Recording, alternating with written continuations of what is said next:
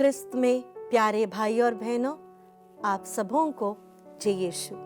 जब पुराने ज़माने में लोग ज़्यादातर जॉइंट फैमिली में रहते थे, तब हमारे parents, grand parents, uncle aunties, हम सब जब एक साथ बैठकर बात करते थे तो कभी ना कभी जब भी मौका मिले वे हमसे ज़रूर कहते थे कि पता है ईश्वर ने हमारे लिए इतना कुछ किया है, हम कहाँ थे, प्रभु ने हमें कहाँ तक पहुँचाया है। उनके जीवन में प्रभु ने जो कुछ किया है वे हमें वो बताते थे। मैं एक पेरेंट्स को जानती हूँ, जो पिता है वे रोज अपने घर में बच्चों के साथ जब खाना खाने बैठते थे तो वे अपने बच्चों को बताते थे कि पता है आज के दिन प्रभु ने हमारे लिए इतना कुछ किया है।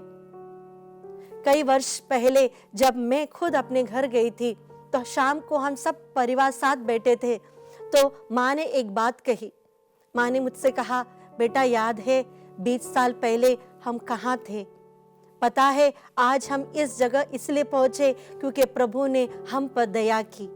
ये प्रभु की महिमा है। यही बात हम बाइबल में भी देख सकते हैं, तोबित का ग्रंथ अध्याय 12 पद संख्या 6 में। आइए हम पढ़ेंगे। यहाँ पे राफेल दूत तोबित को और उसके बेटे तोबियास को बुलाकर यह बात सिखाते हैं।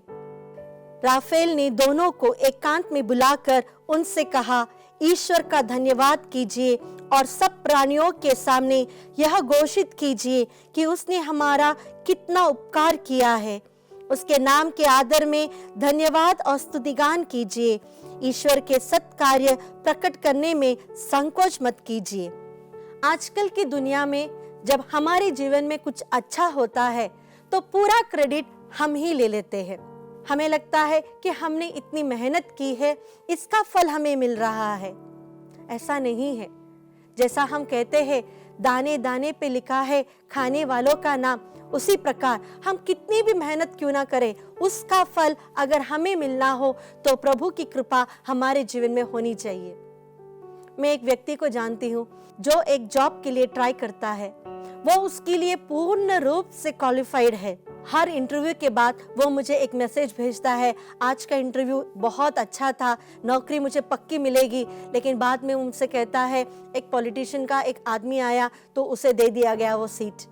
हमारी योग्यता के कारण नहीं, हम जहां आज है वहां हम पहुंच सकते हैं। ये सब ईश्वर की कृपा है। लेकिन कई बार हम यह बात अपने बच्चों के दिल में नहीं डालते हैं। स्तोत्र ग्रंथ चैप्टर 78 वर्स 4 में हम देख सकते हैं, हम यह उनकी संतति से नहीं छिपाएंगे, हम यह आने वाली पीढ़ी को बताएंगे प्रभु की महिमा, उसका सामर्थ्य और उसके किए हुए चमत्कार। हमारे जीवन में, दैनिक जीवन में जो भी प्रभु हमारे लिए करते हैं, यह हमारी योग्यता के कारण नहीं, हमारे हार्डवर्क के कारण नहीं, क्योंकि प्रभु ने हमारे जीवन में दया की है। उसकी महिमा होने के लिए प्रभु ने किया है और इसे हमें अपनी आने वाली पीढ़ी को, हमारे बच्चों को हैंड ओवर करना चाहिए। आजकल के युवा जन कई बार कहते हैं हमने इतनी मेहनत की इसलिए हम यहाँ तक पहुँचे। हमें ईश्वर ने तो क्या किया है, हमारे पेरेंट्स तो इतने गरीब थे, वो तो आज भी वैसे ही है।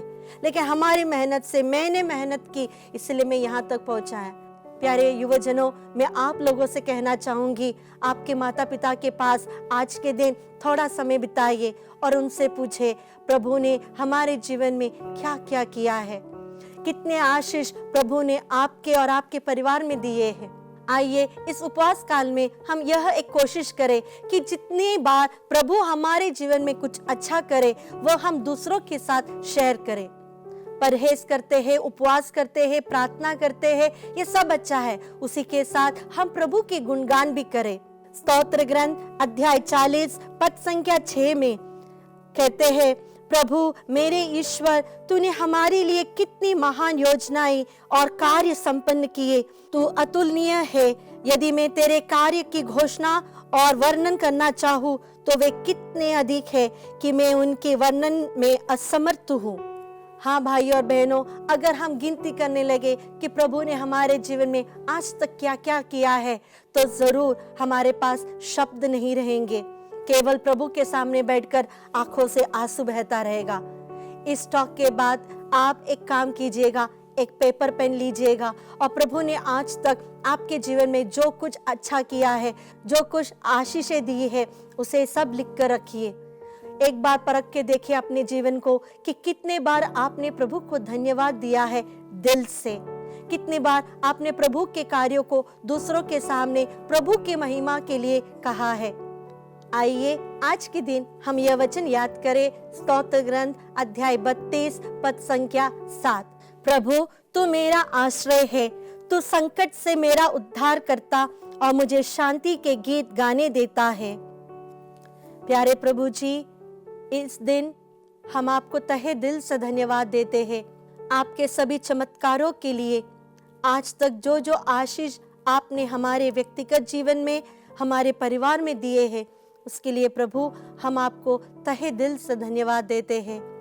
प्रभु आपके गुणगान गाने के लिए, आपकी महिमा के लिए हमें आशीष दीजिए, ताकि हमारे आने वाली पीढ़ी को हम बता सके कि तू कितना महान है। यही प्रार्थना हम करते हैं हमारे प्रभु यीशु ख्रिस्त के द्वारा। आमीन। पिता, पुत्र और पवित्र आत्मा के नाम पर। आमीन। आप सबों को जय यीशु।